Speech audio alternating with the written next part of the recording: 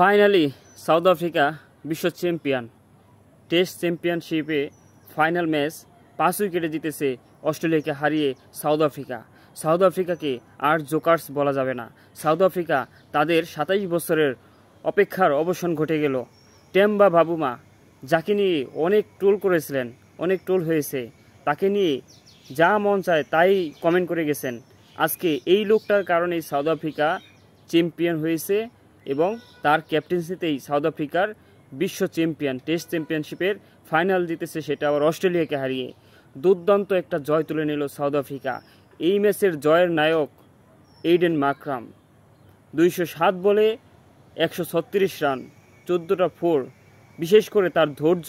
এই ম্যাচে যেই পেশার নিয়ে তিনি খেলেছেন, অস্ট্রেলিয়ার Mitchell Starc, Pat Cummins, Josh Hazlewood, Nathan Lyon, তাদের বোলিং এর বিপক্ষে কত সুন্দরভাবে ধৈর্য নিয়ে এইডেন মাকরাম খেলেছেন। সাউথ আফ্রিকাকে এত সুন্দর একটা জয় উপহার দিয়েছেন। অসাধারণ ছিল আজকের ম্যাচটি। এই টেস্ট মাত্র 3.5 দিনই শেষ হয়ে গেল, সেটা আবার চ্যাম্পিয়নশিপের ফাইনাল ম্যাচ অস্ট্রেলিয়াকে হারিয়ে। কংগ্রাচুলেশন সাউথ আফ্রিকাকে। সাউথ আফ্রিকা তাদের 27 বছরের অবসান ঘটল। সাউথ আফ্রিকা সবসময় শক্তিশালী টিম ছিল, বাট তারা ফাইনালে হেরে যেত, সেমিফাইনালে তাদের বিদায় হয়ে যেত। সেই কোফা থেকে সাউথ আফ্রিকা বের হয়েছে এই টেম্বা বাবুমার কারণে। এই টেম্বা বাবুমাকে কেন ক্যাপ্টেন্সি দেওয়া হলো, এর আগে অনেকেই নানানভাবে মন্তব্য করছেন, সেটাই দেখিয়ে দিল টেম্বা বাবুমা। অসাধারণ ক্যাপ্টেন্সি ছিল এবং এইডেন মাকরামের দারুণ ব্যাটিং ছিল। সাথে টেম্বা বাবুমাও কিন্তু 66 রান করেছিল। অসাধারণ ছিল। সাউথ আফ্রিকার লিজেন্ড যারা ছিল সবাই এই ম্যাচ উপভোগ করছে স্টেডিয়ামে এসে। ডিভিলিয়ার্স শুরু থেকেই, স্মিথ ছিল। অসাধারণ একটা ম্যাচ উপহার দিল। সাউথ আফ্রিকা কখনোই তারা বিশ্বকাপ জিততে পারে নাই।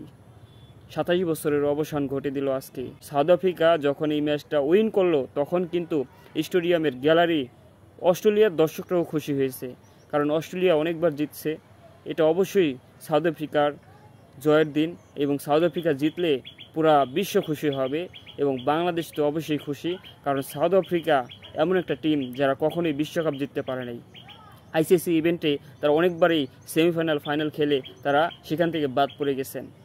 সাউথ আফ্রিকা অসাধারণ একটা টেস্ট ম্যাচ উপহার দিয়েছে, যেটা 3.5 দিনই শেষ হয়ে গেছে।